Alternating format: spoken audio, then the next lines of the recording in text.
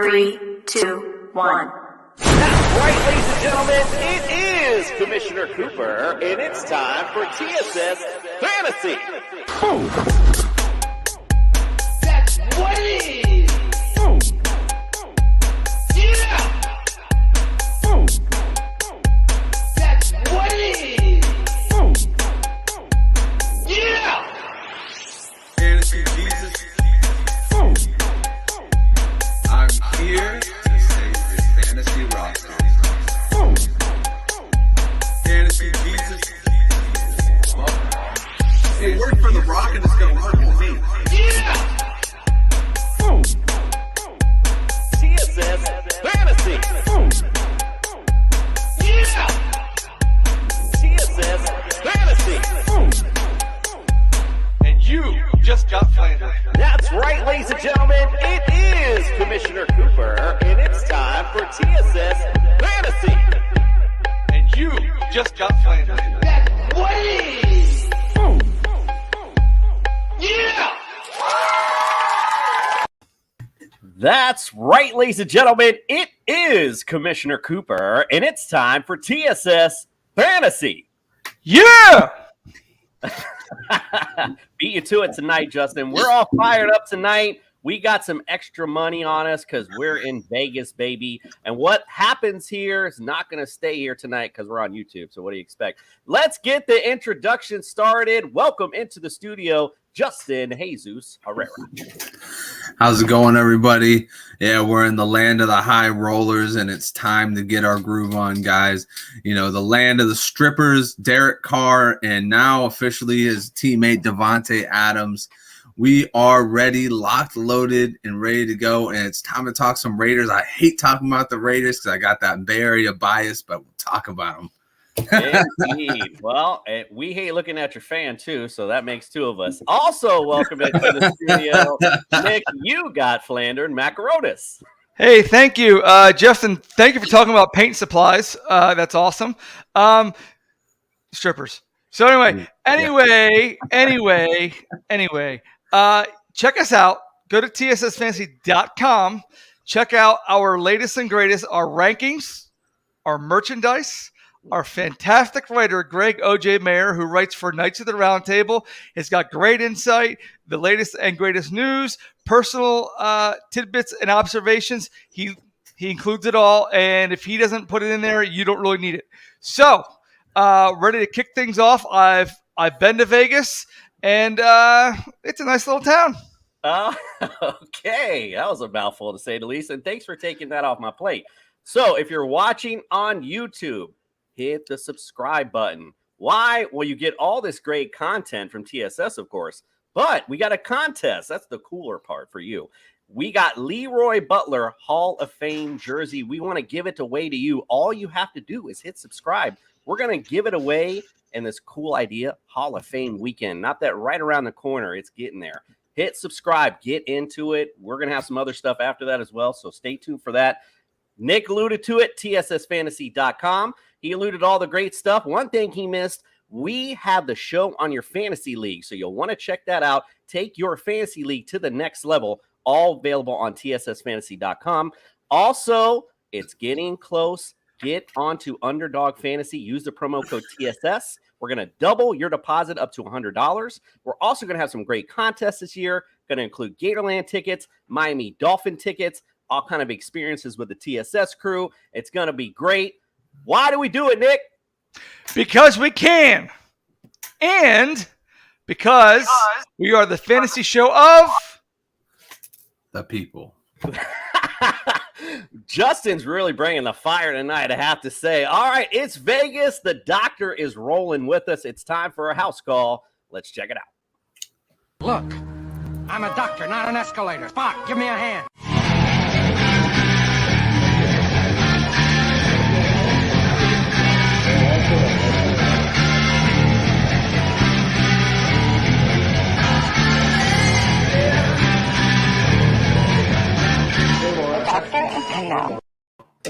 The doctor is in, and I hope you brought some money to waste because we are in Vegas, baby. Everything stays in Vegas, as they say.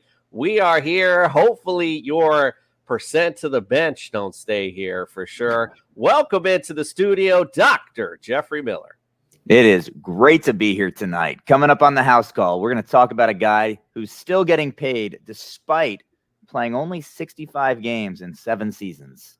Well, I think we might know who that is. Let's go right into it. Get to the juicy tight end position for the Raiders. Darren Waller, when he's on the field, is like no other. Make no mistake about it.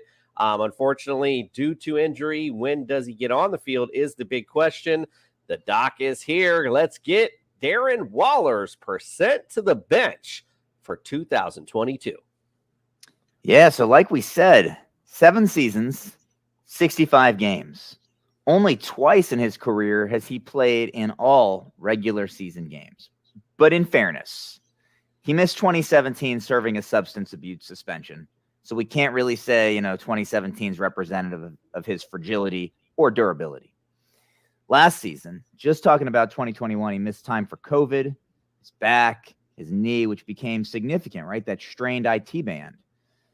For a guy averaging 9 games a season, though, we can't responsibly say we can expect him to play the entirety of the season. We're going 85% of the bench for Darren Waller. He's going to continue to get paid to watch from the sideline. Oh, even harsher words before he sends it out.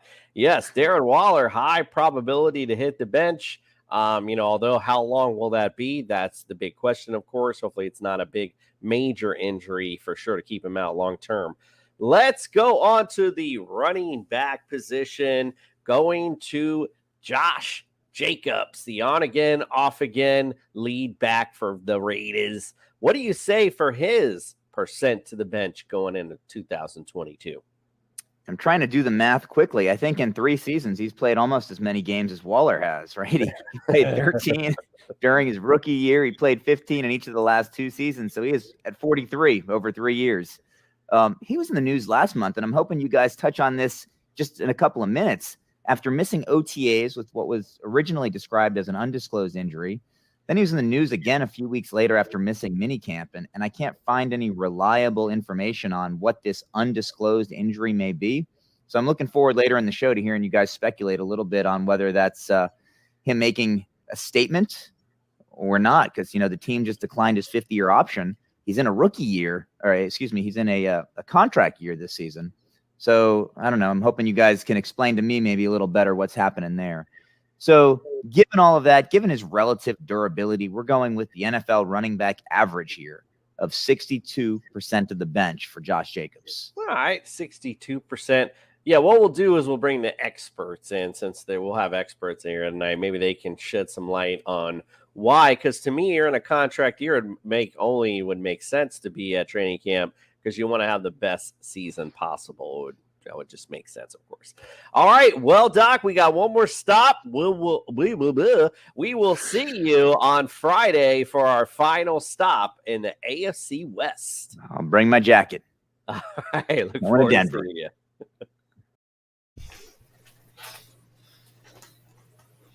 So the doc a little lighten up on Darren Waller there. I was a little surprised by Doc's.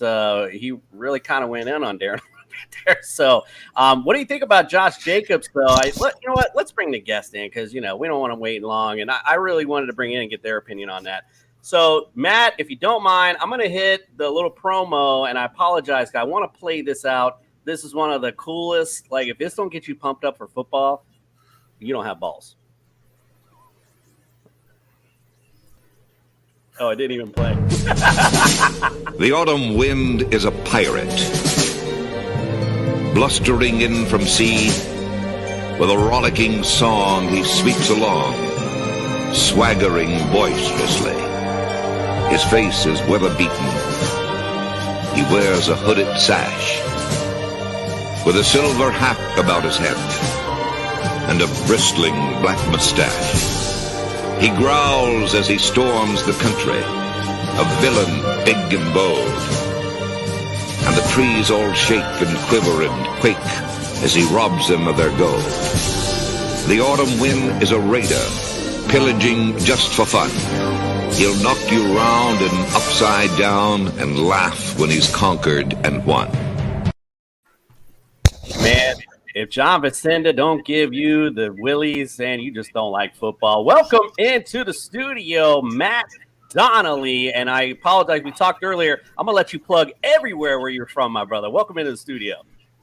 Yeah, kind of that jack of all trades when it comes to fantasy football analysis and football analysis. I mean, we got our stuff on the website there over at dynastyvipers.com. I just finished wrapping up. I got, I think, 4 more articles coming down on my pre-training camp there. Look at all 32 teams. So those 32 articles are coming out. And then right after that wraps up, I got my top 5 fantasy assets for all 32 teams. So another 32 articles coming on after that. And of course, I'm lazy. You know what? I like to try and double tap everything I can. So each one of those articles turns into a video, turns into a podcast. So if you can't understand my Canadian to American translation, yeah, you can listen to it as well. So we got it covered just about everywhere. And you get that on the Vipers Network on the YouTube channel. And I am excited. You know what? I was in the Walmart the other day, and you guys know what Walmart trips typically are down there. But up here, I was in there, and there's something special about going to that magazine stand, pulling out a fantasy football magazine, opening it up, and there's your work right in there. So the Pro Forecast right now, you can go to those magazines right now to your store, and you'll open that up, and, man, there's some great stuff in there from the guys over at Football Diehards right there. So that's kind of some of the things I'm working on here on the side right now. Just, between managing 8, 10 kids, whatever I'm at nowadays, plus a full-time job. I mean, we got it all covered. Listen, Matt, I know lazy. We're on the TSS crew here. I know what lazy is, and that don't sound lazy to me at all, I got to tell you. All right, we got a great night tonight. We are going to cover the Las Vegas Raiders, and what an exciting – again, last night we had an exciting team. We have even another exciting team tonight. Let's get to the 2022 outlook for them. Last year, we know 10-7 had the good wild card game against the eventual AFC champions, the Bengals, 26-19. Unfortunately, fell short. Last year, by the way, that whistle blew. The whistle blew. I'm telling you right now, the whistle blew. You know what? We're so far removed from last year. It's like we got to get a look. I was getting like refreshers from the other games, and you know what? I remember talking about that when that happened too, and it's funny getting those reminders of all those little moments that happened. What a great playoff that was! And I'm sorry on the other end, you were on the other end of it.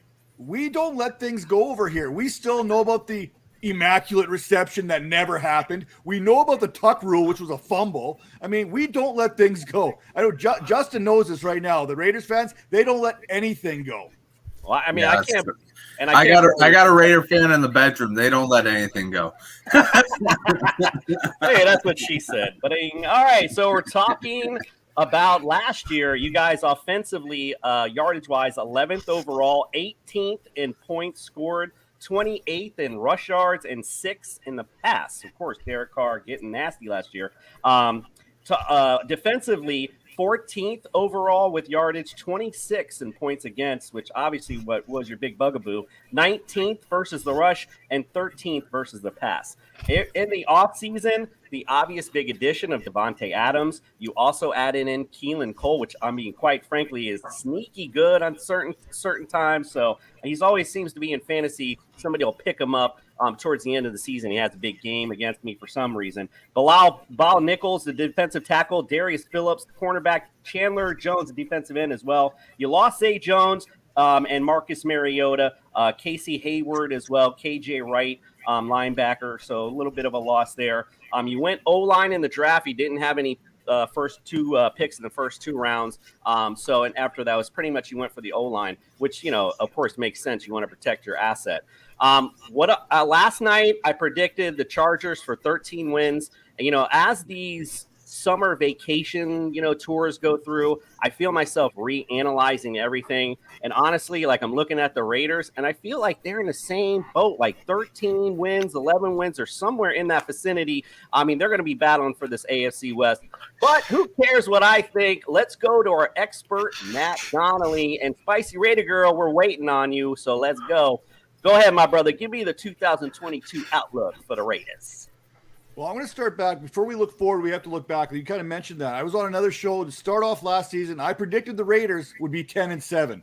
And that kind of really caught a lot of people off guard because I was looking at that schedule. I'm like, this schedule, it actually plays out pretty nice to how they want to do things there. So I'm looking at this schedule. I'm also looking at what that arms race was in that AFC West. I don't think anyone's getting to 13 wins in this division. I would be shocked if anyone wins 2 games against any other team. I think it's one of those divisions where everyone's going to split. And I think the winner of this division, I mean, it could be a 3-way tie with 11 wins and the other team with 10 wins. That's how competitive I think this division is going to be.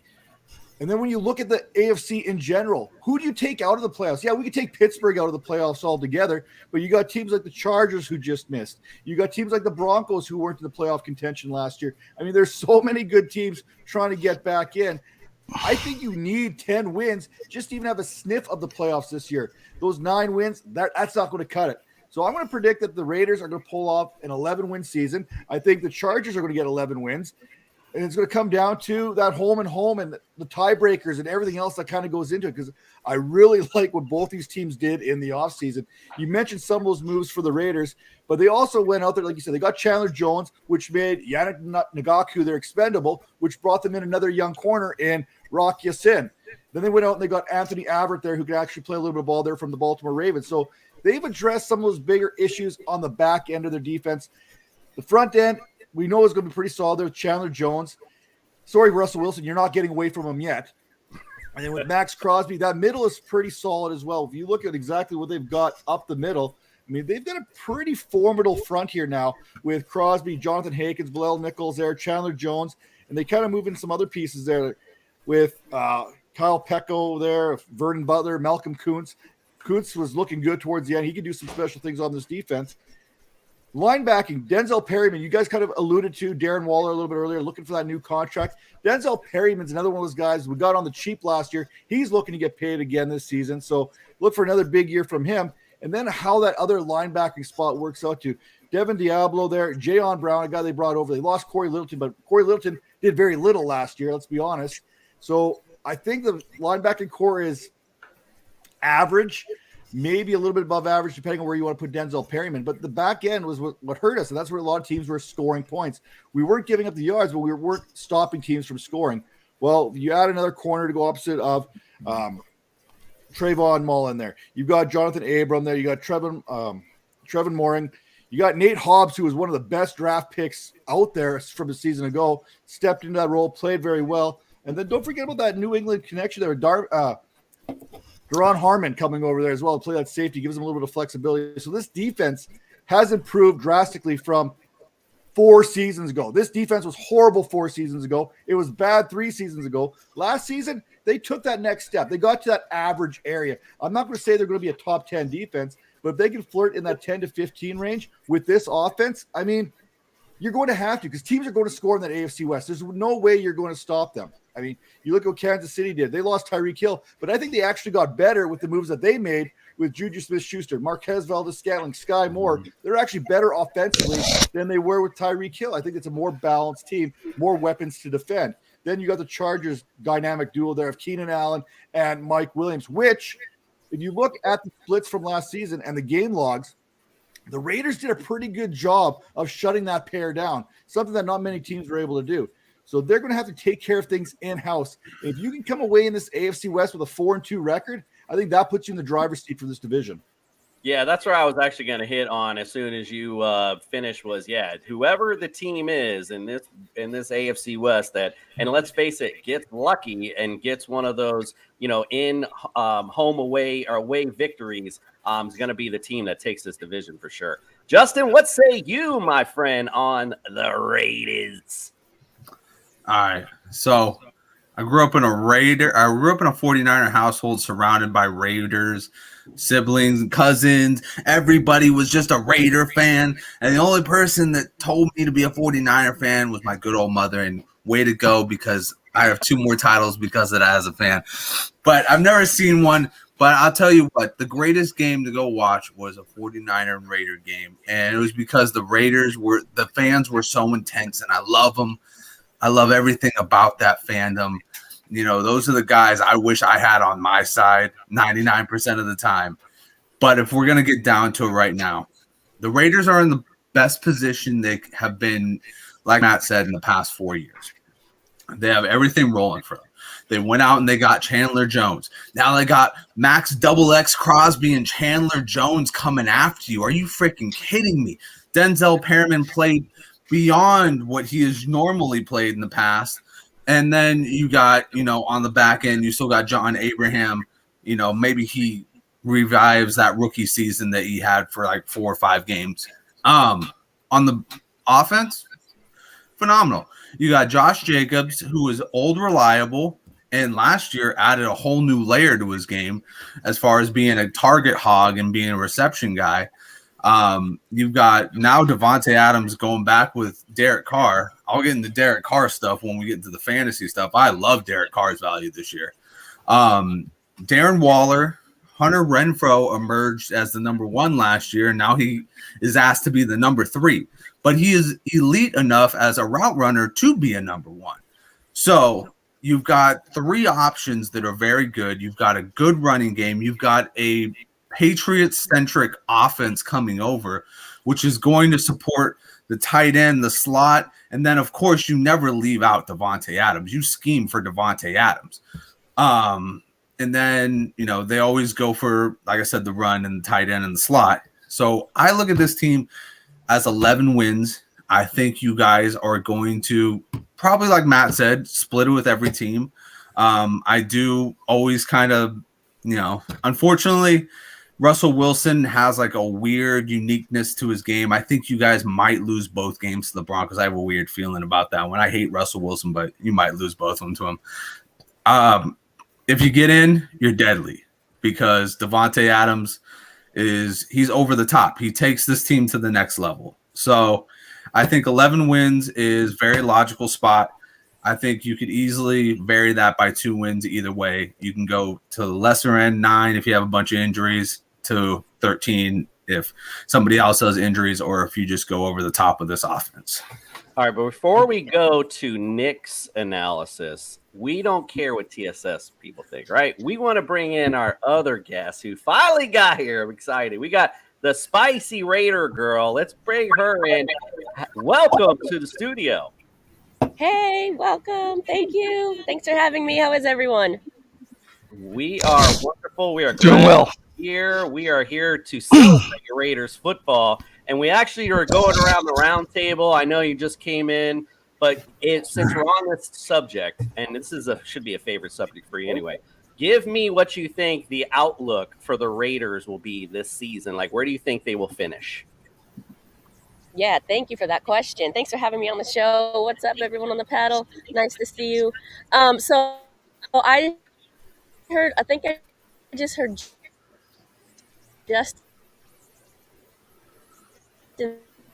say that the Raiders are going to lose to the Broncos twice. Weird feeling. I cannot believe that. That's not happening. It's not happening. No way, no how. But how will they be? Will they be overall? I think the AFC West is such a strong division that any team that's going to win that is going to have to win at least 12 games. At least. Like that's the big. Okay, fair enough. That's the bare minimum. So we need the Raiders to get at least, and I think the Raiders could do it. I think any of the teams could do it, really. So I'm really hoping the Raiders can get to like 13. I think the biggest game of the season is going to be I call it the home opener in LA against the Chargers. If they can go to LA and take that one away, win that what we're calling a home game, I think that's going to be huge. So I think the Raiders are going to end up somewhere 12, 13 wins and really make a playoff run. Well, that's kind of like the consensus, 11, 12, 13. We're all kind of in the same neighborhood, essentially, 1 or 2 games What's up here to or there. my people in the chat? I see Juan Hernandez. I see Thor. I think Mighty Moon's. What's up, people? We're glad you're here to join us. Nick, what say you on the 2022 outlook for the Raiders?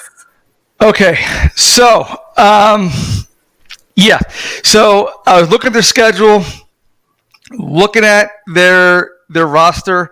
A couple things are glaring to me, especially that defense. You gave up a lot of yards last season and a lot of points. You say that you had brought in players and you had upgraded the defense. I don't think you had done it enough. So I'm going to say at this point, you're going to finish anywhere with 8 to 10 wins. Now, the reason why, yes, Cooper? No, I was fixing something. Go right ahead. Okay. So I got 8 to 10 wins on the Raiders this year for a couple different reasons. Number one, your offensive line coming in is ranked 28th. Okay, that's not going to cut it for a solid run game. Last year, Kenyon Drake and Josh Jacobs didn't even get 1,000 yards or got a little over 1,000 yards combined.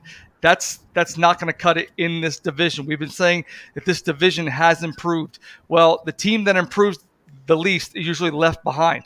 So the corners, the worst thing about the Raiders defense last season was the defensive backs. You upgraded a little bit, but you didn't really make that big splash with that big free agent signing. You got middle of the road guys, role players who are going to come in, and Urban BXB can boom me all he wants.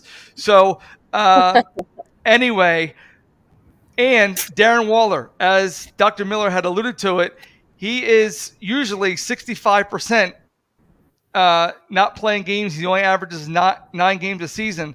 So we've seen last year when Foster Moreau stepped up, he had one big game, and then he, I don't know where he went. He might have hit the slots, because I'll tell you what, he didn't show up in the games. And another thing, the other wild card is Josh McDaniels. Yes, I know he was a disciple from Bill Belichick. We saw what he did with the Broncos the last time. I don't think that the Raiders are going to take that big enough step this year to get to where they want to be, or where everyone thinks that they're going to be by the end of the season. I think they're going to stumble. They will regain their footing, but it won't be in time, and I think they'll finish up with 8 to 10 wins. Because, hold on, Matt said you need at least 11 wins to win the division, and Spicy Raiders Girl said you needed 12. And according to my math, 8 and 10 is smaller than 11 and 12. Wow, you are really on fire tonight. And what's funny is, I don't know how many times I have to tell you, we are celebrating these teams. We have Justin, Spicy Raider Girl has all these fun people in the comment section, and you're dissing their team. Totally. And by the way, I'm sorry. Okay. I'm sorry. Let me get the minimum. You guys are wonderful. You guys are going to obliterate every team you see. No, I can't do this. No, you're asking me to be realistic. Now I'm telling you. Let's move on. We've had a long enough rant about the Raiders. All right, so let's move on to our next segment, where we are going to ask our wonderful guests, let's go to Spicy Raider Girl first. Give me the best game, the game on the schedule that you're most excited for. Yeah, definitely. Can I just say, though, I think really quickly, just to say something to what Nick had to say. I mean, the Raiders were 10-7 last year. They made huge improvements. I don't see it declining. I don't see it going 8-10. I mean, if anything, it's going to be at least the same. I mean, because they did make huge improvements in the offseason. So they're not going backwards. They're going forwards for sure. Well, I hope I'm wrong. I really am. I hope I'm wrong. You're totally agreeing. You add Devontae Adams and you go backwards. I'm sorry, Matt. Go ahead. On defense. Offense, they are phenomenal. Sorry, go ahead, Matt. I think the one thing everyone forgets about is the Raiders are already one of those teams entering this season already battle tested. The amount of adversity that this team went through last season, that's going to continue on here in 2022. Yeah. That's just not something you forget. I mean, all those pieces, all those cogs that were there to keep this team together, they are still there. Yeah, Benavides, he's gone. He's moved on to Green Bay. But all the players in that locker room are still there. This is a team that was counted out last year. There's people that were calling them an 8-win team, a 7-win team just a season ago. you cannot put, no matter how you want to predict everything, you cannot predict that locker room itself. We've seen great teams do absolutely horrible when that locker room gets affected. And we've seen some bad teams become great because of how they've built themselves. I think the Raiders are one of those teams that were battle tested. You look at their victories last season, close games, battle tested, overtime victories, games they probably shouldn't have won, games that were predicted as losses. I mean, this team, I think, is ready. If they have any of that carrying over into this season, I mean, they may not have that roster that looks as good as maybe some of these other teams, like the Chargers, for example. That Chargers roster, it looks fantastic. But guess what? The game's not played on paper. It's played between the lines, on the grass, on Sundays and Mondays, sometimes on Saturdays, and the odd Thursdays. Well. And Thursdays. I mean, this COVID is a Wednesdays. battle-tested team going into this season already. I think that carries over. Is going to be a big-time difference maker moving forward. Yeah, Nick. All right, Spicy Radio Girl, give me that game that you're excited for. Yeah, I touched on it earlier, right? I think I'm most excited for the Raiders home opener in LA against the Chargers. I think we're gonna black that out. It's gonna be mostly Raiders fans, like it always is. It's a division rival. It's the first game of the season, and like, to steal that game. I think it's gonna get the confidence up. It's gonna really set the pace for the rest of the season. So I'm most excited for that. And the Black Hole Los Angeles throws the best tailgate parties there are. So you know how we do in Raider Nation. We know how to throw down on a tailgate. So that's going to be fun for sure. Man, I'm ready to hit the flight and go hang out. It sounds like a good old time. Matt, what say you, my brother? What is the best game on the Raiders schedule for you? I'm looking at the back end of the season. I told you how competitive this division is going to be. This could be any 4 team winning this division. I wouldn't be surprised if somehow, some way, the AFC West sends 4 teams to the playoffs. I mean, that's how good I think this division can be in that AFC. So I'm going to keep circling that Week 18, last game of the season, Kansas City Chiefs matchup in Vegas right now. You've got your LA Raiders fans, you got your Oakland Raiders fans, and you got your Vegas Raiders fans all coming there, triangulating right there in Vegas for that game that could be the difference between the playoffs and not the playoffs, the division and not winning the division. That game right there could be the big one. And again, that all depends on probably that San Francisco game the week before in Vegas. So, I mean, these are some pretty big games at the back end. Those are the games I'm really going to be watching for as the season goes on. Absolutely. Lots of good games on the back end. I don't even want to ask Nick, but I'll just go ahead. What's your favorite game? I'm so glad you asked because, I'm a holiday guy. I love the holidays. And I just see that the Raiders, they go to Pittsburgh on Christmas Eve. Ooh. I am going to take that game. I cannot wait because you go visit my beloved Steelers. So that's my favorite game on the schedule. All right. So, well, Nick, I got to ask this here, not to trash talk or anything, but I know Pittsburgh in December, it's cold. I mean, and Kenny Pickett's got those little tiny hands. I mean, the ball's pretty big. Are they going to put Mitch Trubisky on the field and only play with half the field? Well, we're not have to worry about Kenny Pickett because I know that he's an overreach pick, and I didn't like the pick anyway. look how butthurt he gets. I'm not butthurt, and I'm not crazy about Trubisky. So you're not really throwing darts at me. So we have a better defense. When someone says, Matt, you're not throwing darts at me, you hit the bullseye. Justin, what say you, my brother? Oh, man. New Year's Day, I'm going to be there. I'm going to be partying with the grimy people, everything, man. The bar is going to be loaded up. Everybody is going to be going crazy because the Bay Area series hits Las Vegas. Oh, my God. I've been going to the Bay Area series since I was 12 years old. It is one of my favorite things to do. These are 2 teams that find some reason to dislike each other. I grew up, like I said, around Raider fans. My in-laws are Raider fans. Yeah, I think she heard that. But it's just an awesome atmosphere when these two get together. It's like the Giants and the Dodgers. You're going to put back a couple beers. Somebody's going to get a black eye, and we're all going to laugh at the end of the day. Well, we do know Justin. I'll be laughing because Justin will be on the couch tonight. And I'm not laughing because both you guys took my thing. You guys know I like the holiday games. You guys are stealing my stuff. But I do. Halloween. I did find one. December 8th. How about you guys are playing the Rams? I mean, like you said, look at this schedule down the stretch. Rams, well, Patriots, whatever. You got the Steelers. That could be a gimme. You got 49ers and then the Chiefs. I mean, that's a nice little stretch for you guys. And really, like, you mentioned how competitive this AFC West is going to be. It's really going to be fun to watch this go down to the final buzzer. That's for sure. All right. We've taken a long time on that first segment. I apologize. We've been going a little long. We got. I will say, though, can I say really Go ahead. quickly about the gimme? I was going to say really quickly about the gimme.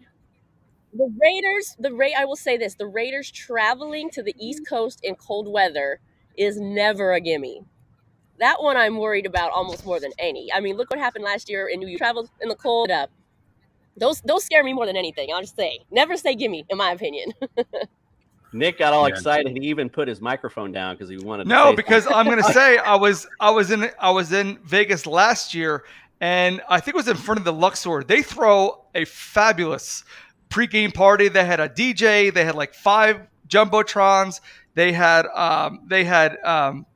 food trucks. It was awesome. All right, it was a great time. Thanks for that, Nick. No one cares. All right, you said be nice. You told me to be nice. We're going to take a quick, I appreciate that. We're going to take a quick commercial break. When we come back, we're going to have Spicy Raider Girl versus Matt in Fantasy Feud Raider Edition. That's going to be Matt exciting. wants to rip my throat out right now. Let's take a quick break. He looks like he can do it. Hayden, we love fantasy football. We do? It's a fantastic game, yet still not perfect. Like, I hate leaving high-scoring players on my bench. The worst, man. In fact, hate it even more when I put injured players and they're in my starting lineup. Can't have that. And I need a life. The waivers, the trades, every single week, it grinds on me. So we at Underdog Fantasy want to make fantasy football easier for everyone out there. It's called Best Ball, and we set your optimal lineup for you each and every week. You can do it all year long. We have drafts going all the way from February to week 1 of the NFL season. What are you waiting for? Use our awesome early sign-up offer to get a little extra something on that first deposit and that first time you play on Underdog Fantasy. You put them up, reach the skies, touch the stars up above, cause it's one time for the underdog, one time for the underdog. All right, I have no fancy buzzers, unfortunately. So the rules of the game are simple. I am simply going to shout out the question. You will then shout out or I'll just say the question. You'll shout out the answer. If you're first and it's correct, you will get control of the round. Just like Family Feud rules, there's going to be 5 correct answers. You have 3 strikes to close it out. If you don't, the other side gets a chance to steal. All right, so do we somewhat understand the rules? Yeah, we'll go with somewhat. All right, we're good with somewhat. All right, y'all, listen. All right, Nick, we're good. It's time to play the feud.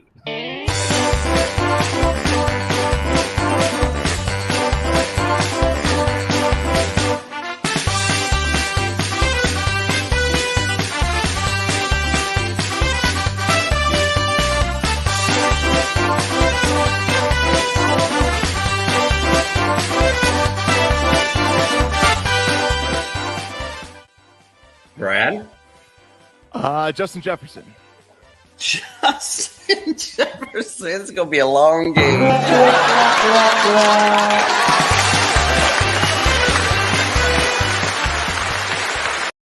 Justin Jefferson. Not going to be. Jefferson. It's going to be a long game.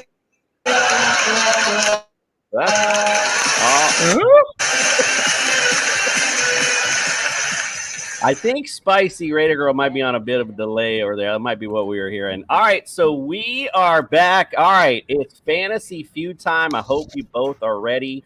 Big questions, we're going to test your Raider knowledge here tonight. So I hope I'm not liking my chances right now. She's like in the Raiders war room right now. Literally in the Raiders war room. That's what I like how she personalized her graphics in the background. That's pretty cool. It's intimidation, brother. She's coming for you. All right, top 5 answers on the board. Here's your first question. Friends help me. All right, here's your first question. Top 5 answers on the board. In Raiders history all time, give me the passing yard leaders. Derek Carr. Derek Carr. Oh, he's Can I keep going?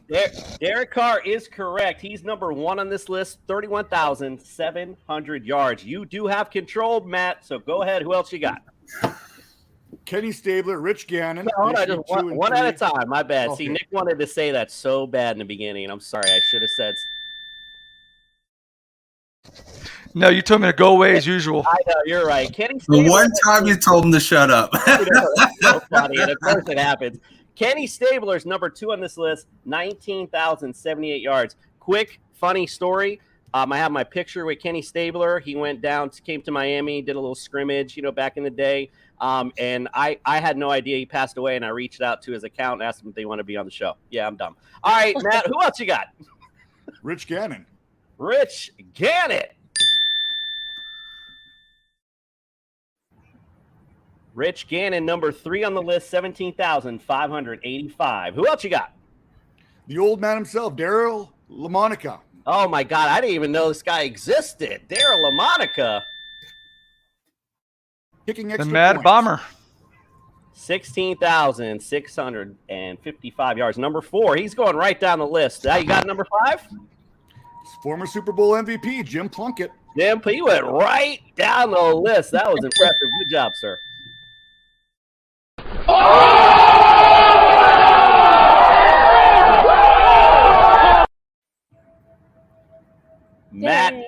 Matt killed round 1. Good job. Don't worry, Spicy Raider Girl. We're gonna test some knowledge here. This one trips everyone up who comes on the show. That you're really gonna test you here. All right, top 5 answers on the board. Here's the question: in your history, all right, all-time opponents you have the best winning percentage against.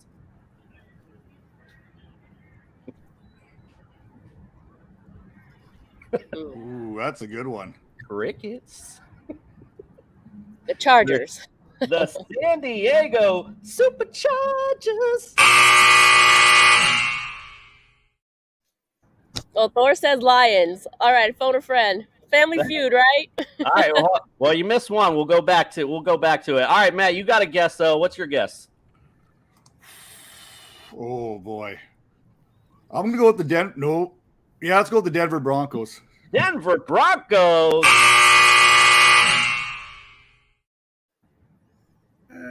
Oh, we got 30 more. I told you we were going to test it. All right, Spicy, are you riding with the Lions? Sure, I'm gonna go with my boy Thor. Thor, you're not roaring right here, bro.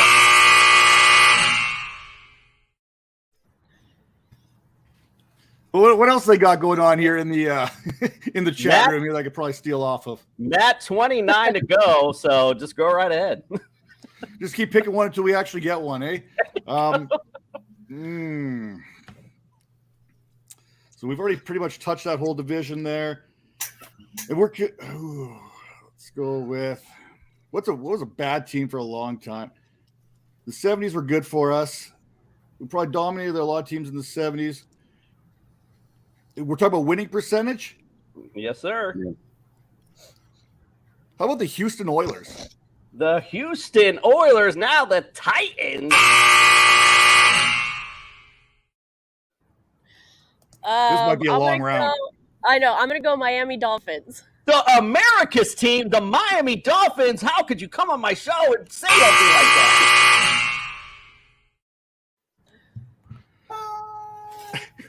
I'm gonna take the New York Jets. I know we have a winning record against the New York Jets. Listen, that one I know. We've been playing this game a while, and I don't think we've been this bad.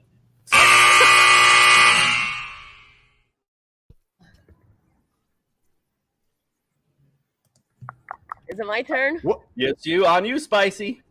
All right, let's see. I have no help in the chat here. I'm gonna go with. Oh, you know what? I'm gonna go with this because it's against the home opener, and maybe you thought of that because of this. I'm gonna go with the Cardinals. The Arizona Cardinals. Yay! You guys are No, they're number 3 on this list, and you guys are 6-4 all time against the Cardinals. All right, Okay. you control, Spicy. What else you got? All right. Boy.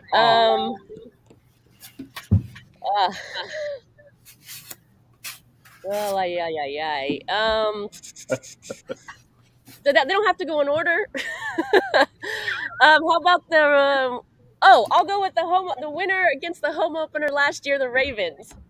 The Baltimore Ravens.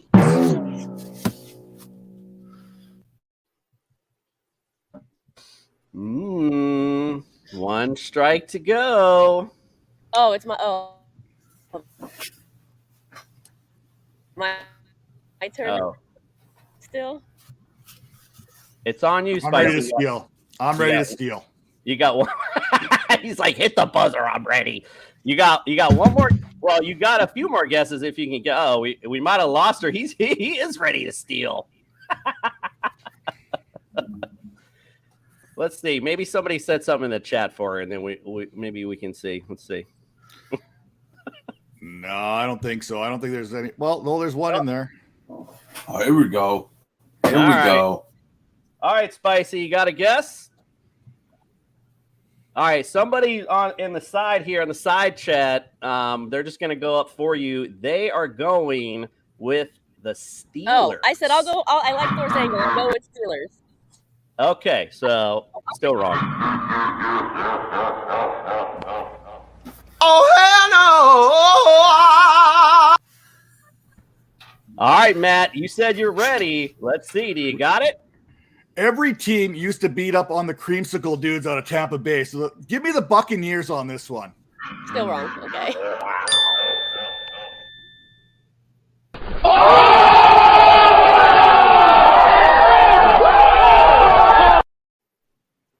Nailed it with the number 1 team, the Tampa Bay Buccaneers. Number 1 on this list. You guys are 7-3 all time against the Bucs. Number 2, the Cincinnati Bengals. You are 19-12 all time against the Bengals. The And the Browns, Vikings and the Browns have to be up there. the Yeah. Browns are 15. You guys are 15-10 against the Browns. They're number 4, and Vikings number 5. This is great. I think Spicy's like a little delayed right there. All right, so Matt, you got 2 of them. Spicy, I know you're having technical difficulties tonight, but you really need to step your game up because this could be it for you if Matt takes this final one. We're gonna go opposite end of the last question. Top 5 opponents though that you have the worst winning percentage against. The Ravens. The Baltimore Ravens. Say nevermore. They are number 1 on this list. 4-8. You are all time against the Ravens. All right, Matt. Who else you got? I hate to admit it, but it's got to be the Chiefs. The Chiefs have to be right up there. Wow, the Kansas City Chiefs. That's Missouri, Commish. They are right up there, but they're number 5. They barely made it. 53, 68, and 2. You are all time. All right, so you got the bread of the sandwich. You got to get the meat and potatoes. You got 2, 3, and 4 left. Well, I like how you kind of mentioned the things in between the sandwich here, and you can't have a good sandwich without a little bit of cheese. So give me the Green Bay Packers. The Green Bay Packers. Oh, he's 5. You guys that's number 3. You guys are 5-8 all time against the Packers. All right, so you got 2 and 4 remaining, sir. Who else you got? Does anyone have a winning record against the New England Patriots? No, not too many, that's for sure.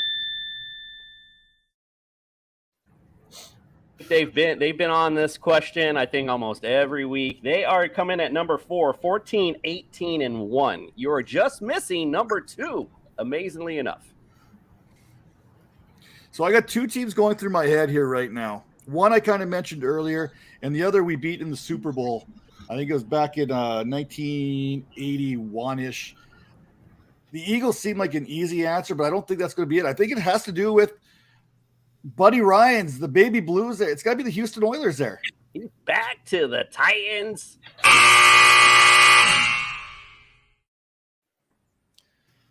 All right, well, if it's not the Titans, let's keep it in Houston. Let's go with the Texans. The Houston Texans. I didn't think that.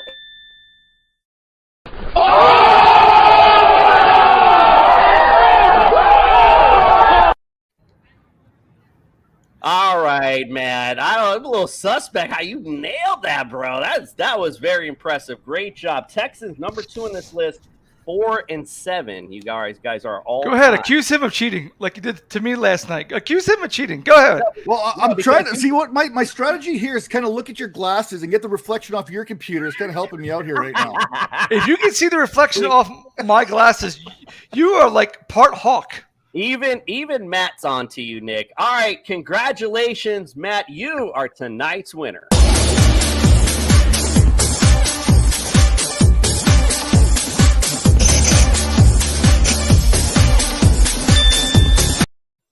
Don't do it. No. Listen, Spicy Raider Girl, we have a tradition on our show, but I think you're at a little bit of disadvantage tonight. So this isn't really for you. Because again, we have a tradition on our show, though. Whoever loses gets an award. I'm going to play the award, but it's not really for you because honestly, you had a little bit of disadvantage tonight with your internet that's constantly playing. Dumbass. Thank these. They call me dumbass.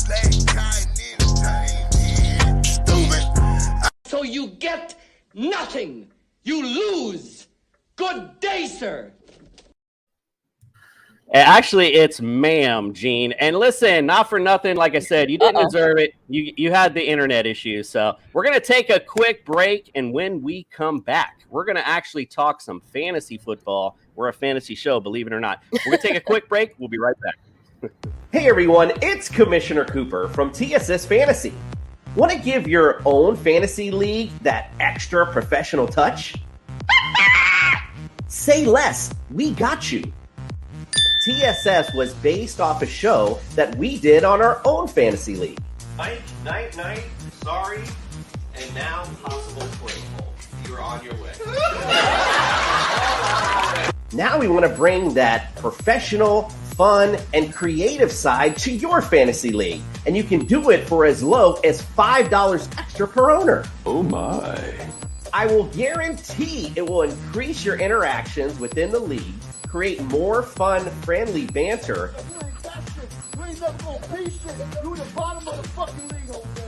and give your league that extra real-life feel that you didn't know it needed.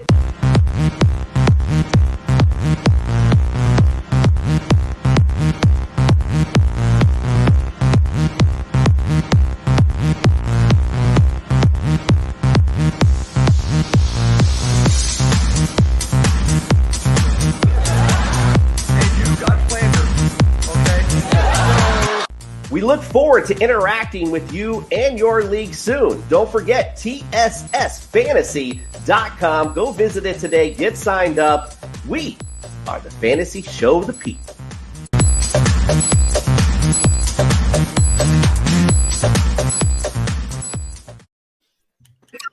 Fantasy show the people indeed. We're going to talk fantasy rankings. Are you ready? It will increase your interaction. I'm ready. I'm ready. I'm ready. I'm ready. I'm ready. Ready. I'm ready.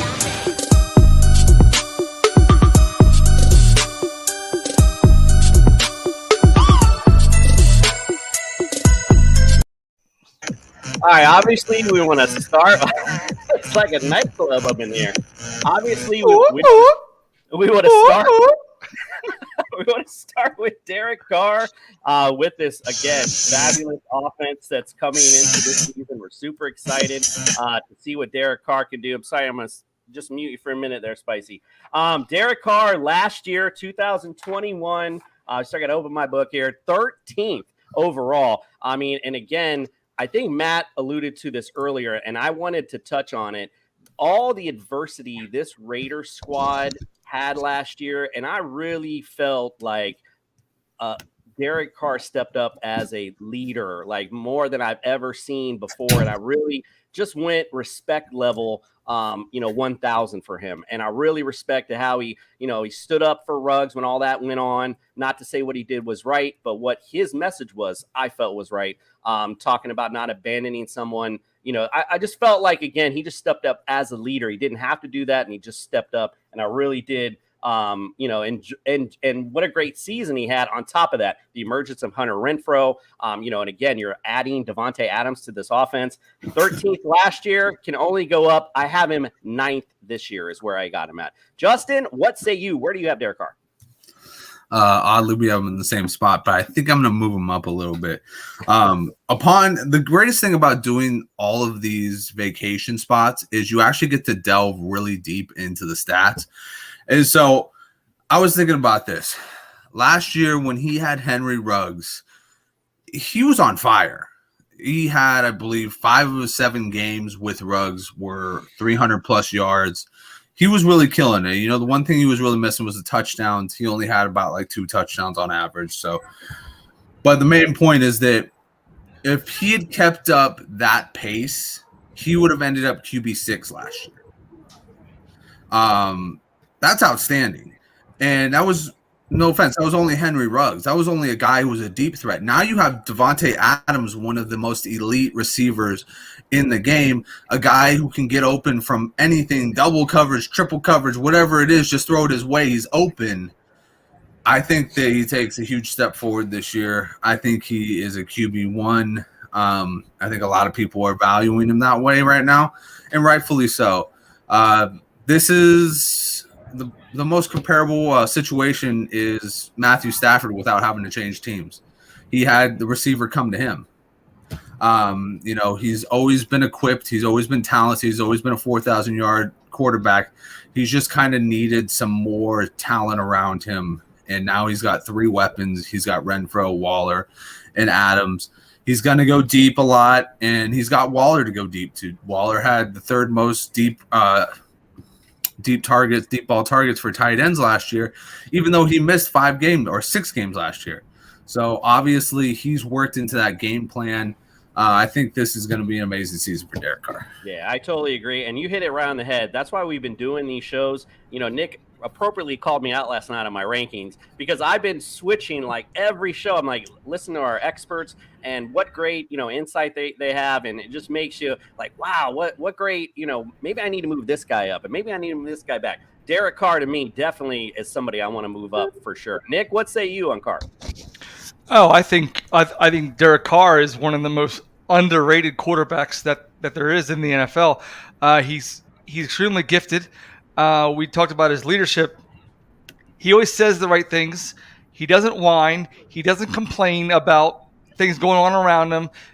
My contract sucks. My OC sucks. He just goes out and he does his job. And like I said, I think that he's extremely undervalued. When you add a Davante Adams who had 1,500 yards last season, and I don't know how many touchdowns he had. What did we have, like 10 last season?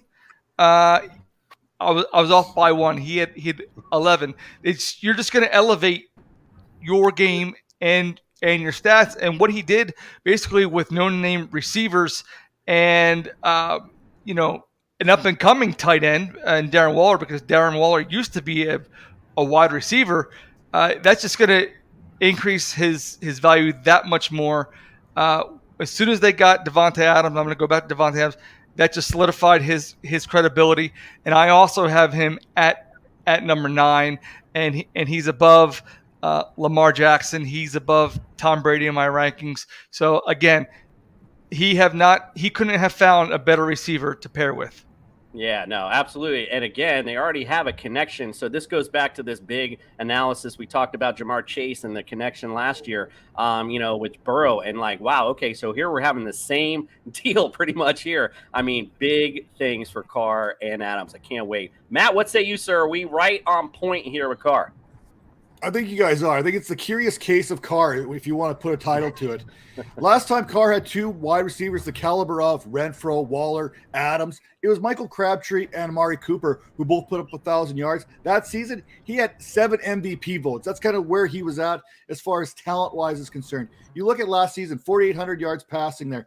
I think he was 68.4% completion percentage. He was second in the league, 20 yards or more completions. 5th in 40 yards or more completions. The one thing that got him nailed in fantasy more than anything was the touchdowns. He couldn't get the ball in the end zone. Well, now you've got Devontae Adams coming over, who has a career 73 touchdowns to his credit. That's going to improve those numbers one way or the other. And then we could talk about McDaniels and this offense, but McDaniels had the best success in this offense when they had a pretty darn good perimeter wide receiver, a pretty good slot receiver, and a tight end that could stretch the middle of the field. I'm not going to say that Renfro and Adams and Waller are going to be Gronk and Edelman, Welker, and Moss, but I'm telling you, these are the same type players that McDaniels is going to be able to interchange and make some moves. So everything for Carr is lining up pretty good to have a big season. I don't know if I think he's going to be number 10 is where I got him on my rankings, but he can move up anywhere into the top 3. I mean, he's got a very high ceiling, in my opinion, based on those touchdowns. Like you said, we had him at 13. He didn't get the touchdowns that a lot of these other guys got. I still like Lamar Jackson a little bit better because of that rushing, that Konami code type ability when we're talking about fantasy. That's where Jalen Hurts gets an advantage. There's where Kyler Murray gets an advantage. Tom Brady, I'm never going to put anyone in redraft ahead of Tom Brady. I mean, the dude, he's one of 2 players with 40 or more touchdowns last season, and he's like 44 years old. He's not done by any stretch, so I have a hard time putting Carr ahead of Tom Brady, but I think he could easily throw 40 touchdowns next year for Derek Carr. I think we could see a huge bump in that projection. Yeah, so Thor wanted to call it Spicy Raider Girls buddy Thor wanted to also mention about the TDs.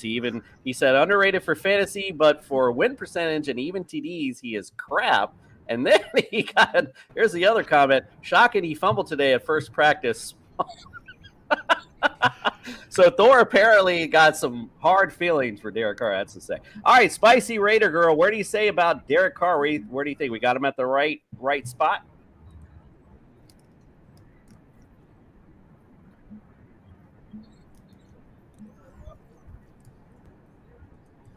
I would say that's a yes.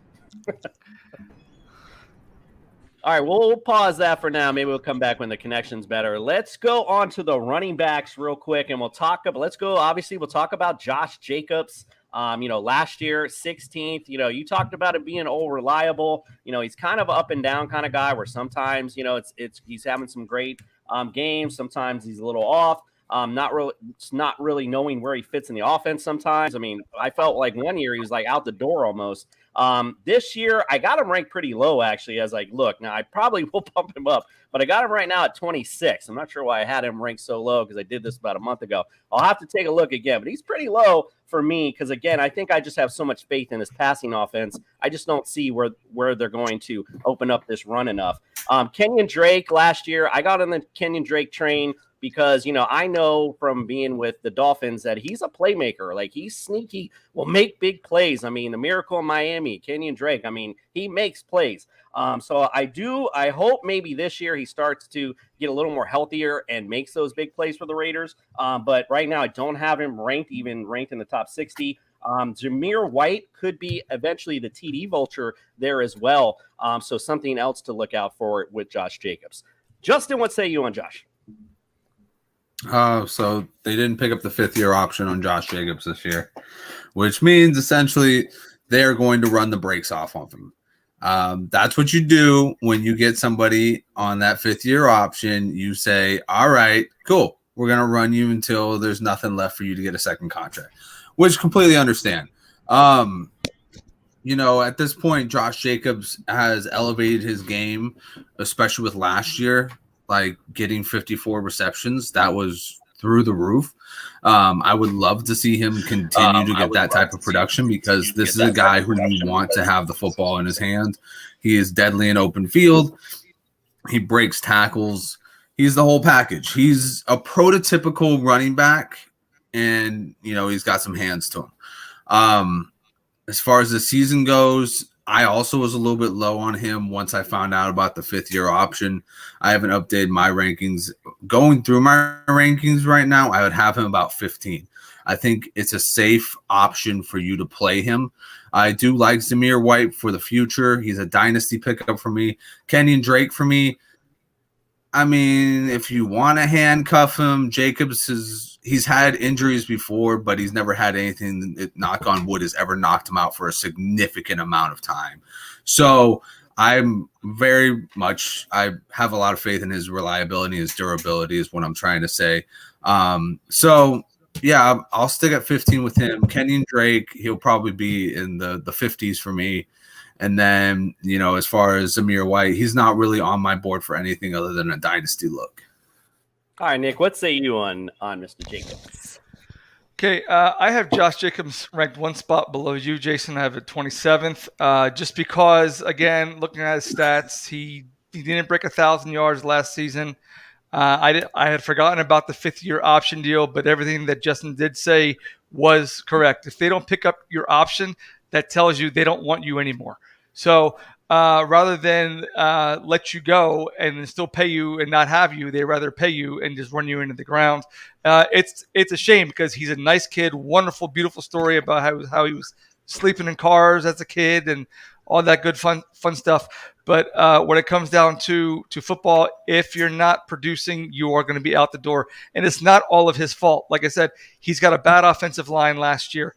He lobbied, as I understand correctly, he lobbied for Kenyon Drake to come in, and obviously he's going to steal, a good chunk of his carries. And now this year, they got Devontae Adams. That could put more pressure on the ball on Derek Carr to get the ball to Adams in the end zone. So to me, that's just going to tell me they're going to be throwing it more and they're going to be giving it less to Jacobs down around the goal line. So that's why I have him at 27th. And then I also have Kenyon Drake ranked at 43rd. All right. Well, you got Kenyon Drake up there. All right. Spicy Raider Girl, let's see if you're up to internet capabilities. What do you say about Josh Jacobs? And we missed your Derek Carr take, so you can take that as well. Yeah. Okay, I'll be quick if you can hear me because maybe she just goes on audio. It'll be better. You all have them at 9:10. Okay. All right. Sorry, guys. No, you're good. Keep going. Way to go, Nick. All right, Matt, give us what you think about Josh Jacobs. I hate this. I really do. I really like Josh Jacobs. He's one of my favorite players in the league right now.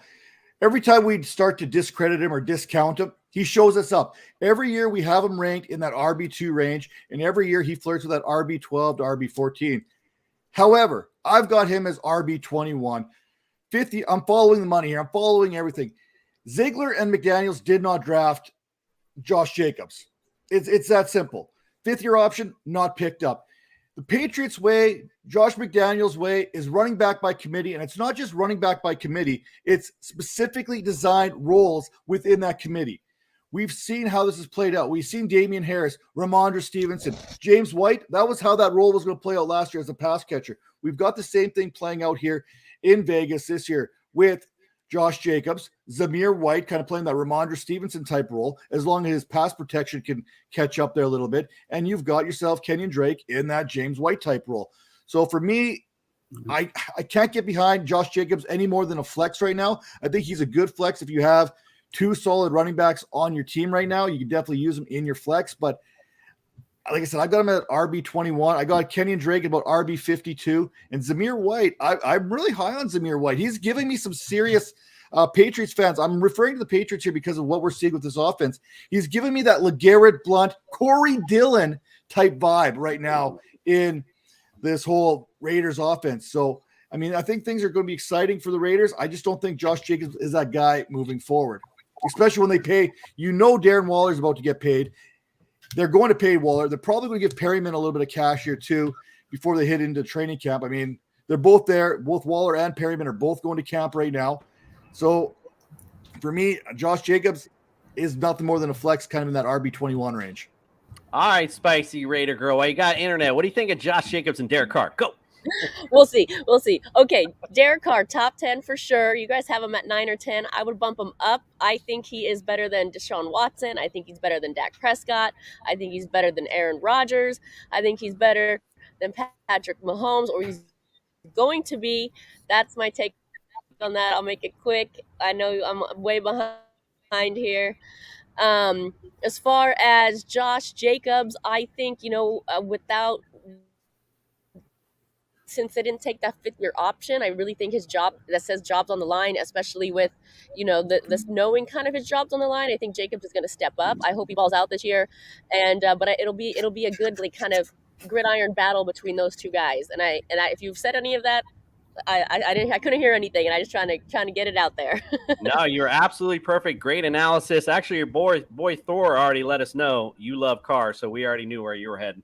All right, let's go on to the receivers, and I'm glad you mentioned Zamir White, Matt, because and again, as Justin alluded to, going into this whole little summer thing that we were doing, I didn't know anything about Zamir White, and I'm sitting here now. It's like, wow, okay, I started reading a lot into him, and yeah, I think you hit it right on the head. I think he could be the surprise guy that might end up rising into this offense this year. So I totally agree with you on that. It's a great one there. All right, let's go to the receivers.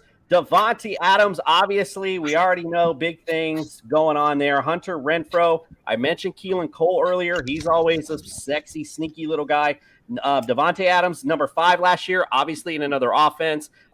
This year I have him ranked number 2. I talked last year so much about Jamar Chase, how well this, the connection was going to be. Now we're talking about somebody who's a lot older than Joe Burrow and has a good connection with Davante Adams.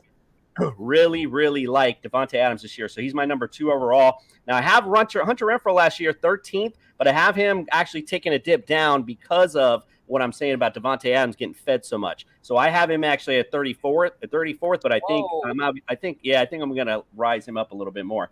Keelan Cole, I don't have ranked yet, but again, I see him having some sneaky games down the stretch. Justin, what say you, sir? So Davante Adams, I got him at 3. And then let's see, Hunter Renfrow, I got him at about 28. So, I mean, here's the thing. Hunter Renfrow, I think he's got tons of talent. I mean, I talked about him earlier on.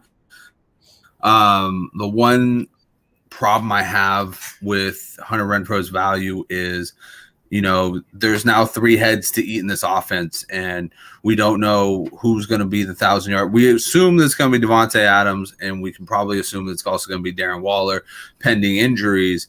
Where does that leave Renfrow? When Renfrow has been the 3rd option in the past, he has not excelled to the level that he did last year. Not saying he can't do that, because obviously he's a utility guy. He is Mr. No Abs, but all grabs, because he grabs everything. Yeah, I mean, this is a guy who I think could easily be a wide receiver 2, but I don't want to pay the wide receiver 2 price for him. That's what I'm getting at here. He's not in my top 24 because I don't want to pay that wide receiver 2 price for him. If I can get him at a wide receiver 3 price, I'm going to love it all day long, every single day of the week. But if I got to pay up for him, knowing that he's probably going to take a dip in targets, he's guaranteed going to take a dip in touchdowns, and yards is, like I said, up in the air depending on Darren Waller. So that's where I kind of have him right now, 28. Obviously Adams, I think he's going to take a dip in yards, but he's going to probably come back strong with the touchdowns this year. Last year he had an outrageous season, career high 1,500 yards. I don't see that with, obviously he doesn't have to worry about being the only guy in this offense to be fed. He's got 2 other guys to feed. And then he's at the running back position to also feed. So I think he takes a dip, probably goes into like the 1,200 range for yards.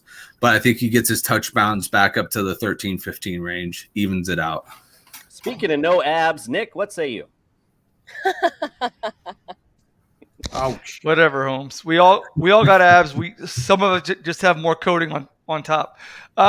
Listen, I have Davante Adams at number 4 right now. Again, I think the big problem with that is, 2 things. 1, offensive line protection, and 2, I think that in the beginning of the season, it's going to be force fed to Devontae. And I'm thinking he may receive targets that he really shouldn't be getting because I got to get him the ball. So, but it's gonna even out, and Devontae is gonna be Devontae, and he's gonna be all world like he is now. As far as Hunter Renfrow, looking over my rankings, probably will adjust him. But as of right now, I have him at number 34, and here's why. Because last year he didn't come on until late after Henry Ruggs went down. That's when we saw the emergence of him. And then you had Brian Edwards in there as well, and then Zay Jones. So he didn't really come on until late. Now, he did have 10 plays of 20 yards or more, which was third on the team as far as receivers, including Darren Waller. And also this year, like Justin said, you got two guys ahead of him. Ahead of him. So he's going to be like the outlet. Oh crap! Let me get rid of the ball. Unless it's going to be a designed throw to him. So as of right now, and there's too many number ones ahead of him, and he is a number 2 receiver right now. So that's why I have him at number 34. Spicy Raider girl, what say you on the Raiders receivers? Yeah, I have a little different take on this. I think that Devontae Adams is right there 1 and 2. I think Waller's up there, and I think Renfrow, you all dropped him really low. I think he's going to stay right about where he was, and this is why. Okay, the Raiders are almost always in the past seasons, a lot of times going 3 and out, especially on the opening drive. Okay, that's sure. There's more targets, right? There's more targets. However, that's going to be more first downs. That's going to be the opportunity to throw those to the receivers more often, and then therefore, I think all 3 guys go over 1,000 yards. And the reason, like I said, the reason why is I just think they're just going to keep pushing the ball. I mean, if you can have the 3 and outs that the Raiders have and still have those numbers, imagine with all the weapons and spreading it out, how many more they're going to have. I mean, the yards I think this year are going to be off the chart, and I think Derek Carr goes above 5,000. I think you might be on to something, and honestly, something that Nick alluded to earlier. If he's talking, we talked about your secondary last year not being very good. I know you made additions, but if you're still struggling a little bit defensively, it makes sense in this division that you're going to see a lot of throws from Derek Carr to keep this team in ball games. So you might as well end up seeing that. Matt, what say you? I know you're dying to get in. What say you, sir? Yeah, I'm a bit of a realist here. I'm looking back here. We talk about 1,000-yard trios here. We haven't seen a 1,000-yard trio since about 2008 with Anquan Boldin, Larry Fitzgerald, and ready? Steve Breaston and those Cardinals. And that was the last time we saw a 1,000-yard trio. We did see a close to 1,000-yard trio in this McDaniels offense back in 2014 with Julian Edelman, Rob Gronkowski, and Brandon LaFell, who had 953 yards receiving. Yeah, right? Not even the Randy Moss era there where they had 3 1,000-yard receivers in New England. So that's something to keep in mind. The last time the Raiders flirted with that, Raiders girl, you know this as well as I do. It was 2002. Jerry Rice, Tim Brown, and Charlie Garner was the last time the Raiders flirted with that. And Charlie Gardner, he was about 60 yards short of 1,000 yards receiving that season as a running back. So to think that there's going to be 3 1,000-yard receivers, I don't quite buy that with this Raiders team. I think they get close. I think there's a possibility of 3 900-yard receivers. But here's the thing. If we're talking PPR, I've got Hunter Renfrow about wide receiver 26 right now. Go ahead, Matt. Let Matt finish, and then we'll let you chime in. I thought it paused. There's something. Go ahead. Yeah, so with Hunter Renfrow, I think the difference here why he's not going to go down as many people kind of have him pegging down further down there is Derek Carr still makes a lot of calls at the line of scrimmage, which turns into a bit of a sandlot game. And when you're playing sandlot and you got a wide receiver in the slot there like Hunter Renfrow, who often has two-way goes, I mean, it's a quick decision. That's why it's 3rd and Renfrow, not 3rd and Keenan Allen. It's 3rd and Renfrow. So expect that to continue. Devontae Adams, I've got him as wide receiver 4. I mean, Cooper Kupp could have a 25% reduction in fantasy production next year, and he still would have had the 3rd most fantasy points of any receiver last year. So I don't think Cooper Kupp's going anywhere. I think Cooper Kupp's still going to be top 3. Jamar Chase was a rookie. This offensive line in Cincinnati got better. I think those numbers are going to go up. Justin Jefferson continues to do what he does. I mean, I can't really get Adams into that top 3 yet. So top number 4 for me. If you look around here, we'll talk about tight end position a little bit later, but DeMarcus Robinson, Keenan Cole, these other receivers you talk about, I don't think that's going to be the third option in this Raiders passing offense as far as wide receivers are concerned. I think that number 3 wide receiver isn't even on this roster yet. Again, all these spicy takes. Matt, by the way, we have a segment called Champs or Chumps that we do during the season. I definitely need you to come back on with those stats where you're hammering it home tonight. Spicy Raider Girl, I know you wanted to get in there. Go ahead. Tell us why. Yeah, my bad. Like Sorry, I thought I saw it pause. No, I was just gonna say, the numbers that you're saying, the way that they're saying it, right? Like, it seems so unheard of to have the trio of 1,000 because it's happened so few times and it hasn't happened in a long time, especially with the Raiders. We're looking at 20 years, as you said.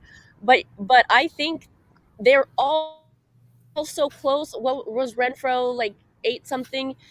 Derek Carr's 4,800. They're all so close, and I just think now with all of those weapons, this is going to be the difference in that stat changing is that one extra game. And I think that one extra game that the NFL has had, it is really going to start to take that over the edge. And I really think the Raiders can get there with that trio. And I think that stat's probably going to start to change a little bit too for that reason. Yeah, that's not a bad point. With the extended game, obviously you're going to see a lot of records fall. And, to your point, there may be now a few more of those trios, as Matt astutely pointed out earlier. All right, let's go on to the tight end position. Listen, I don't really know how much analysis you need for this. I mean, it's Darren Waller. I mean, he's one of the top guys, period. He's 1, 2, 3, or 4. If he stays healthy, he's my number 4 tight end this season. And I can't base rankings off possible injuries. So I got Waller at 4 last year. Even like, you mentioned earlier, Justin, the deep throw stat, also in 11 games, he was played 11 games. He still was the 18th ranked tight end. So money when it matters, as long as you stay healthy, he's a great tight end to pick up. Justin, what say you? Yeah, he went kind of crazy in that first what was it, the game against New Orleans where he had like 18 targets or something, like right off the bat. And you're like, whoa, Jesus Christ. Like that was one of the things where everybody was like, oh, shoot, is this going to be Darren Waller season?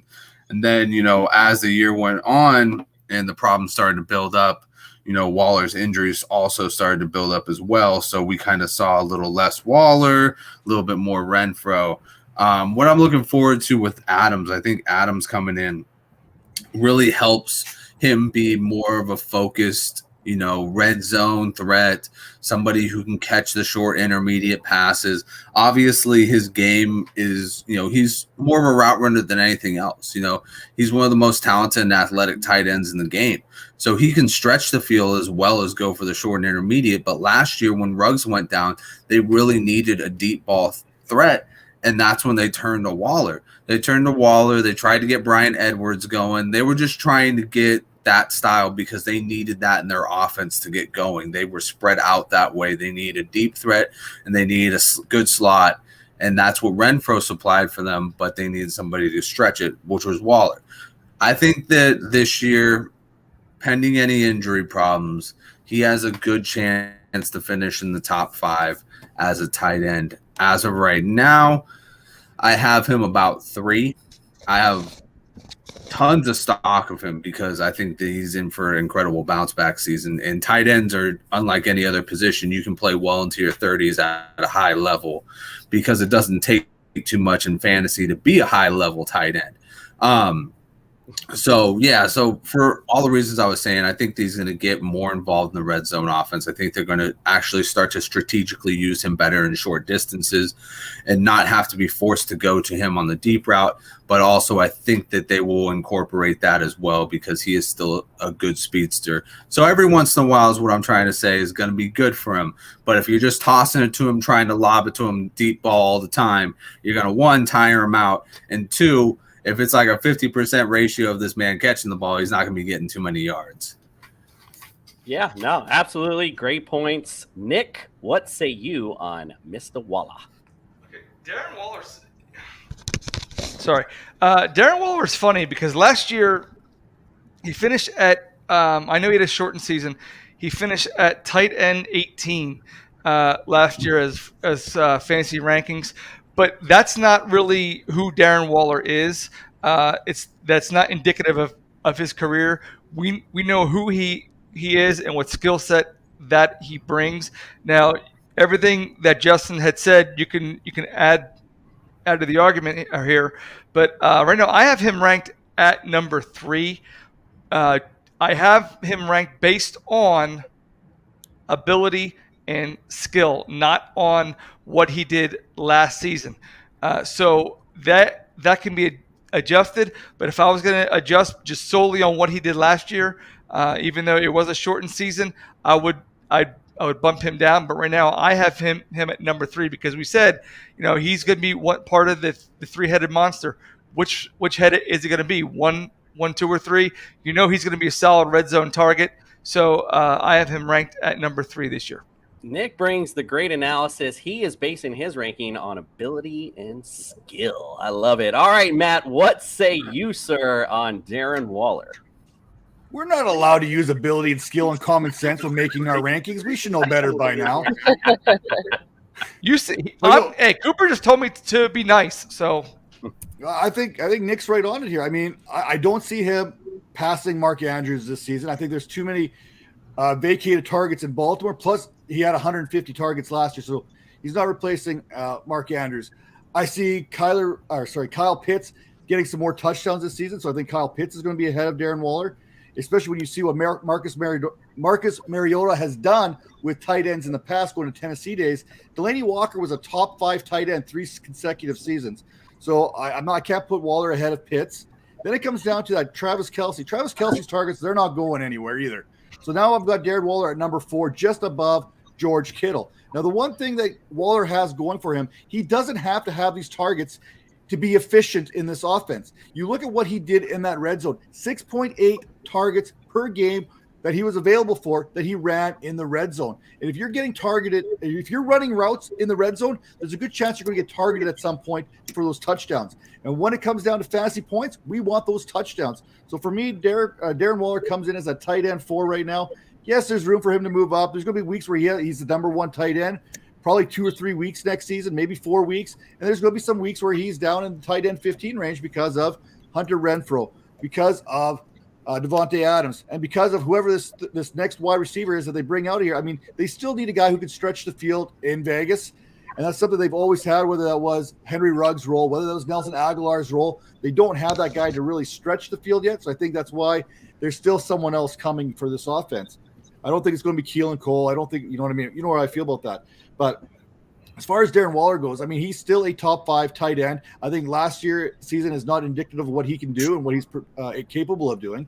And this offense, I mean, he's going to flirt with that 900 to 1,000 yards. I mean, I don't think the targets or the receptions are going to be there, but I think you're going to see an uptick in those touchdowns, which is what we want. Spicy Raider Girl, what say you on Darren Waller? Yeah, Darren Waller. I'm looking forward to this season for him. I think, as everyone's kind of touched on, he excelled last season with being unhealthy. I think this year, he's going to come in healthy. He's going to come in hungry. I think a lot of the guys, from last year too, Darren Waller being one of them, I think they feel a little disrespected, and I think they feel like they have something to prove, maybe a little chip on their shoulder. I don't know. I kind of hope they play that way, to be honest, and they really show up and get these yards. I think I probably have them right there, about, I would say 3 right there as well. I can only really think of 2 guys that might be able to perform a little bit better, but I think that's really just going to depend on the connection and the flow that the Raiders have this year, and how really they decide. We don't know this with the new coaches, right? How they're going to decide how to spread the ball around. So I think there's some question marks, but I think he's definitely going to perform at an elite level this year. When it comes to the barren wasteland of tight ends in fantasy football, Darren Waller is definitely that shining light you definitely need to follow. He's among the few, but definitely one of the guys. And who knows, maybe because of injuries, people a little scared of him, might be a sneaky little pickup for you later on in your drafts. Listen, we had a great time tonight in Vegas. I got to thank my guests in the biggest way. Thank you guys so much. Been a great time tonight. Matt, we're going to go to you first. Let everyone know where to subscribe, follow, and let them all your great stuff, my brother. Yeah, so, hey, first off, obviously the Twitter handle's down there, at Matt Donnelly FF. I mean, that's a good start as any. I drop all my content there on the Twitter machine there and Facebook as well. YouTube, that's the big one for me right now. I mean, I said about 165 videos have come out so far this season. From January 1st right till now, I'm in the middle of my top 5 fantasy assets dropping right now. And, of course, these names that we mentioned, they all made it there for the Raiders. I go a little bit more in depth, a few more stats got thrown out there. Also just finished up my pre-training camp articles there over at dynastyvipers.com. And, of course, head to your newsstands. Get that pro football focus there, that pro focus, because I got plenty of articles, some stuff in there with the football diehards that you can certainly check out. And, hey, I'm always representing the Fantasy Points Media Group, so make sure to check those guys out as well at Fantasy Points. All right, now, after all of that, remember earlier Matt said he was lazy? All right, Spicy Radio Girl. Listen, I went and checked out your YouTube before the show started. So I'm really interested in what you guys got going on there. So please let everyone know where they subscribe and follow you, and let us know a little bit about the YouTube channel. Yeah, thank you so much. I actually put the link there to our YouTube channel right there in the chat. So please follow us if you're not, or please subscribe if you're not subscribed already. You know, we started this doing episodes, edited episodes, talking about the Oakland Raiders, and then, you know, it just transformed into these different live shows. And now we're doing a different live show, you know, every week. I like to call the name of the channel is For Life Our Raiders Story.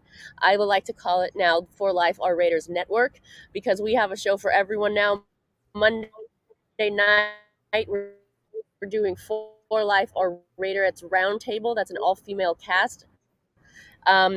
On Tuesday nights we're doing Late Night Raw, and that's with 2 of our male cast members and a special guest. On Wednesday night we do Ladies Night Raw. That's myself and Mother Moon of the cast, and then we have a special guest. And tonight is our regular show that we call For Life Presents Our Take. So we've got a little something for everybody, and we also do live shows from all of the tailgates and parties that we go to when we travel around the nation. Yeah, there's been. Spice. I saw you on your. Spice is one of the cast members for the Lady Show. Mother Moon is one of the cast members for the Lady Show. Flores. Yeah.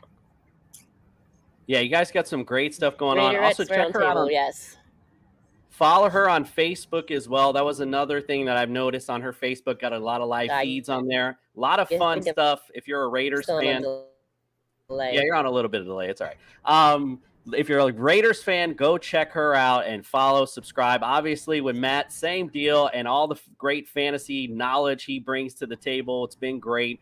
We appreciate you guys. If you're watching us, hit our subscribe button. If you're watching us on YouTube, not just because it's the shameless plug of me, but we have a jersey to give away, and we're going to give it away Hall of Fame weekends. Leroy Butler came by the studio. It's Hall of Fame. It's right there waiting for you. Just hit subscribe. No big deal. It's all good. Guys, we appreciate you so much. We're excited for you, excited for this Raiders offense, and we are out. We're on a mission. Right. That's because you have Mike. We're on a